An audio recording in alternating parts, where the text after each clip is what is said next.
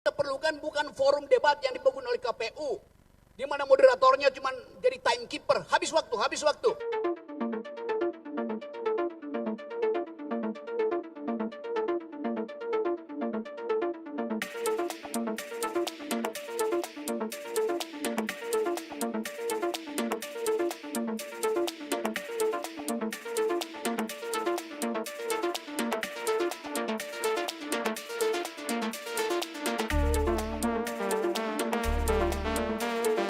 Yang kita perlukan bukan forum debat yang dibangun oleh KPU, di mana moderatornya cuma jadi timekeeper, habis waktu, habis waktu.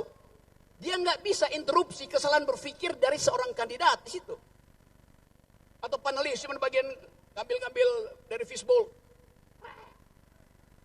Apa? Ini baru debat.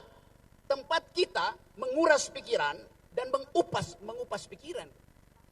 Karena pikiran hanya disebut pikiran kalau mau dikupas. Dan pikiran yang tidak dikupas, dia harus datang dari isi kepala seseorang. Bukan dari bisikan earphone.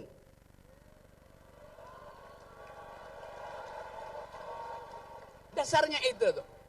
Jadi teman-teman, saya percaya bahwa kalian akan mampu mengupas isi pikiran Kak Imin dan Cak Anies.